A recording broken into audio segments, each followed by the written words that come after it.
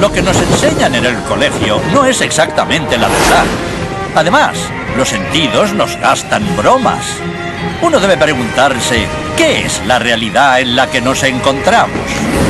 Los físicos modernos dicen que no son más que ondas de información. ¿Me lo creo? Eso espero. ¡Oiga! Así que hago magia en la cancha. Sí, yo siempre escojo primero al niño prodigio. El doctor Quanto dice que todo el mundo tiene poderes mágicos, que todo el mundo los usa, que los usa siempre. Cada vez que uno mira. Y aquí tenemos al padre de todos los misterios cuánticos. El experimento de la doble ranura, que tiene muy mala fama. Para entender este experimento, primero tenemos que ver cómo actúan las partículas o las bolitas de masa. Si disparamos al azar un objeto pequeño, canicas por ejemplo, hacia la pantalla, vemos reflejado un patrón en la pared de detrás en la que han rebotado tras pasar por la ranura. Y ahora, si añadimos una segunda ranura, lo lógico es esperar ver una segunda franja en la pared de detrás. Ahora, probemos con ondas. Las ondas alcanzan la ranura, se propagan y llegan a la pared de detrás, donde tienen mayor intensidad justo enfrente de la ranura. La franja de resplandor demuestra precisamente esa mayor intensidad. Es un efecto similar al de la franja que dibujan las canicas. Pero, cuando añadimos la segunda ranura, ocurre algo distinto. Si la parte superior de una onda choca con la inferior de otra, se eliminan entre ellas. De esta forma, en la pared obtenemos un patrón de interferencias. Donde chocan las dos partes superiores hay más intensidad, las líneas resplandecientes, y donde se eliminan no hay nada. Así pues, cuando lanzamos algo, es decir, materia, a través de dos ranuras, obtenemos esto, dos franjas de golpes. Pero con ondas, el resultado es un patrón de interferencias con muchas franjas. Muy bien, de momento. Vamos a ponernos cuánticos. Un electrón es un pedacito minúsculo de materia, como una canica diminuta. Lancemos una ráfaga a través de una ranura. Se comportan como las canicas, solo una franja. Si lanzamos estos pedacitos minúsculos a través de dos ranuras, tendrían que dibujarse, como en el caso de las canicas, dos franjas. ¿Qué? ¡Un patrón de interferencias! ¡Hemos lanzado electrones! ¡Pedacitos de materia!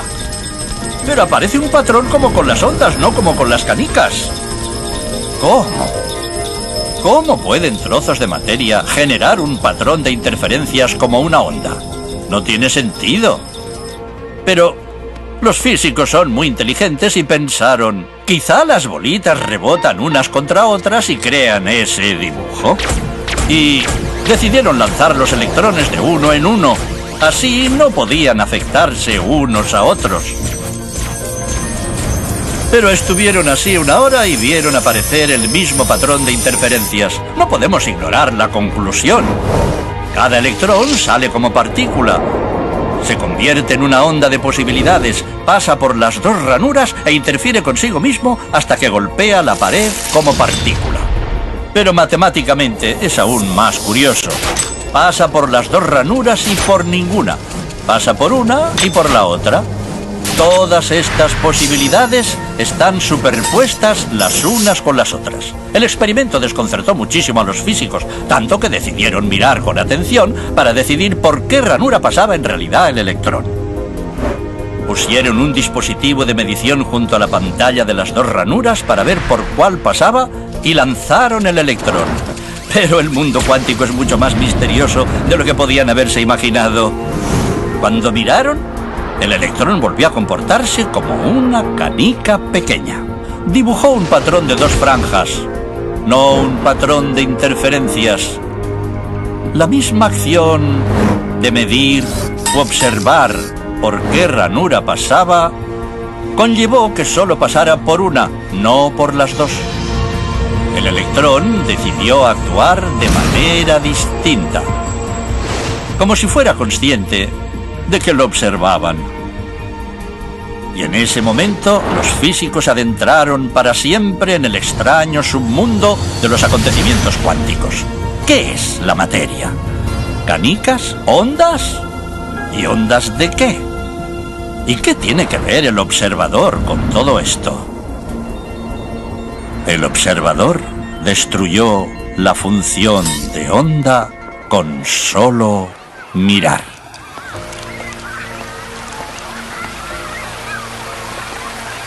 Nosotros somos siempre el observador. Pero a veces nos identificamos tanto con los acontecimientos que incluso perdemos el aspecto del observador. Por eso el materialista se pierde y piensa que podemos pasar sin el observador. Los datos físicos demuestran que un objeto es una simplificación de lo que llamamos el entorno. Cuando nos fijamos en las partículas atómicas y subatómicas, o en la materia atómica o subatómica en cualquier forma, descubrimos que nuestra manera de observar y la elección de lo que queremos examinar cambian las propiedades de lo que vemos en lo que llamamos el entorno. ¿Eso es el observador? Algo tan complicado para el entendimiento, el mundo descabellado y extraño de las partículas cuánticas y de sus reacciones. Eso es, pues, el observador. Y a pesar de que no podemos tener una ciencia cuántica sin la observación de los científicos que han llegado hasta allí, que la han descubierto capa tras capa tras capa, todos son observadores.